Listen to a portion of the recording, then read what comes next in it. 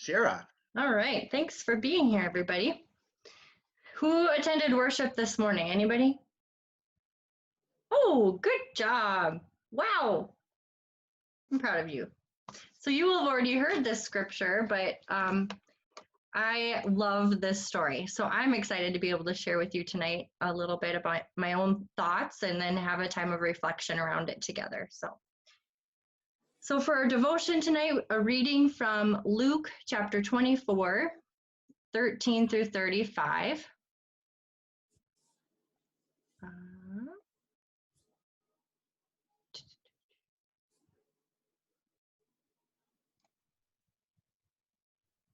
Can you see my PowerPoint? Yep. Good.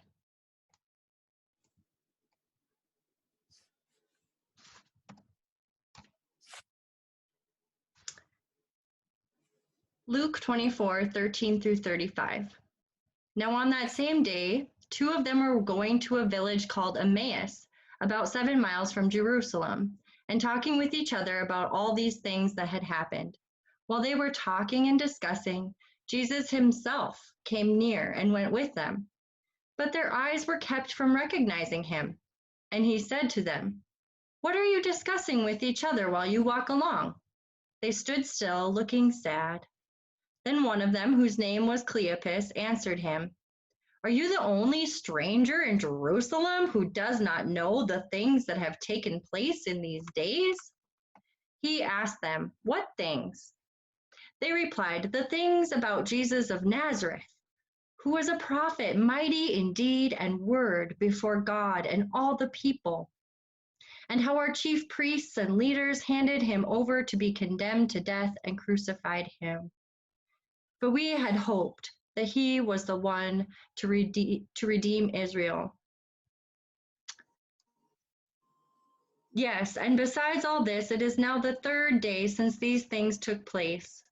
Moreover, some women of our group astounded us. They were at the tomb early this morning, and when they did not find his body there, they came back and told us that they had indeed seen a vision of angels who said that he was alive. Some of those who were with us went to the tomb and found it just as the women had said, but they did not see him. Then they said to him, "Oh, how foolish you are, and how slow of heart to believe all that the prophets have declared. Was it not necessary that the Messiah should suffer these things and then enter into his glory?" Then, beginning with Moses and all the prophets, he interpreted to them the things about himself in all the scriptures. As they came near the village to which they were going, he walked ahead as if he were going on.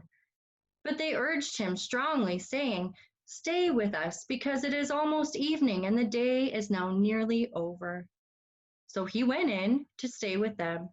When he was at the table with them, he took bread, blessed and broke it, and gave it to them. Then their eyes were opened, and they recognized him, and he vanished from their sight. They said to each other, "Were not our hearts burning within us while he was talking to us on the road, while he was opening the scriptures to us?" That same hour they got up and returned to Jerusalem, and they found the 11 and their companions gathered together. They were saying, "The Lord has risen indeed, and he has appeared to Simon." Then they told what had happened on the road and how he had been made known to them in the breaking of the bread. So,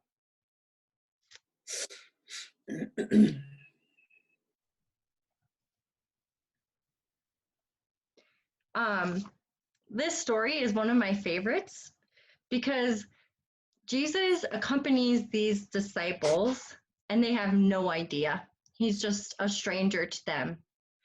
And he lets them talk and be like, "Haven't you heard this news? Haven't you heard about how all of the world knows that this has happened? How do you not know?" And he was like, he just simply lets them get it all off their chest and to grieve and to like let it all out. And they tell the story. They are the very first witnesses, right, of this thing that had happened.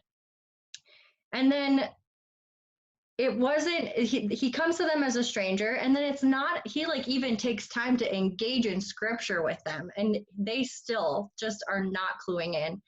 And it wasn't until they break bread together and share a meal that suddenly it dawns on them that their hearts were burning the whole time. That's one of my favorite lines in all of scripture.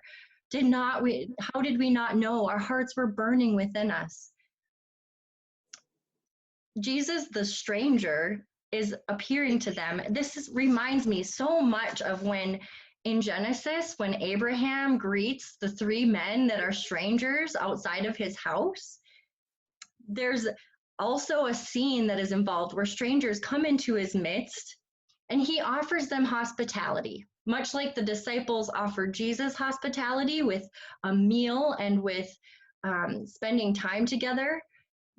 The Abraham shows hospitality to these three men. He gets them water so they can wash their feet, and they rest under a tree. And then he even makes them this very huge meal of like 36 pounds of flour to make bread. It's outrageous. And he like kills a young calf. And in the same scenario, right after they eat, the three men announce that the miracle that Sarah would have a baby.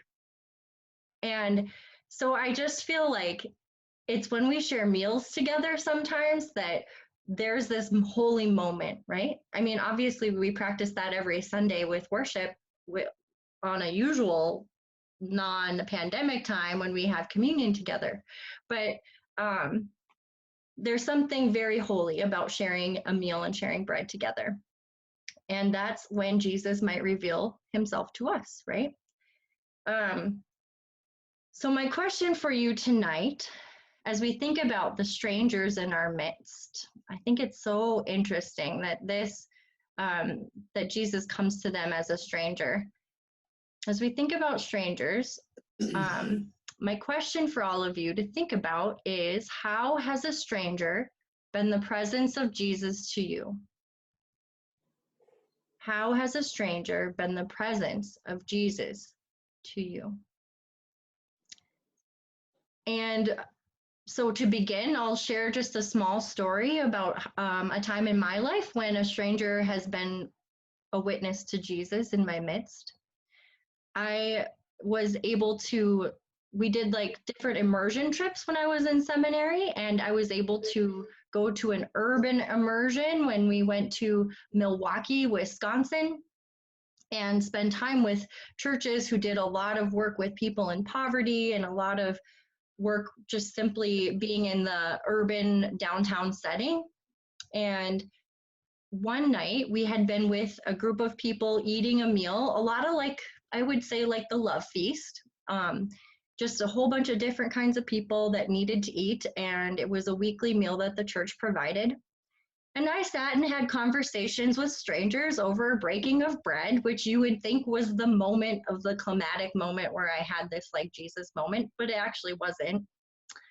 And that was all fine. And it was really moving and powerful in and of itself. But it was after the meal when we were gathered in a circle after a presentation, we were praying with one another. And suddenly, I can't remember what it was about. I can't remember what we were praying, but I was moved to tears. And I was trying to like hold it together and not like totally cry in front of everybody. But the woman next to me, who was a woman in poverty, noticed I started crying. And she walked over to the pew, and she had like 5 plastic bags to her name, like Walmart plastic bags with all of her worldly belongings in those bags. And she dug down deep into one and she pulled out a clean tissue. And she came back and brought it to me.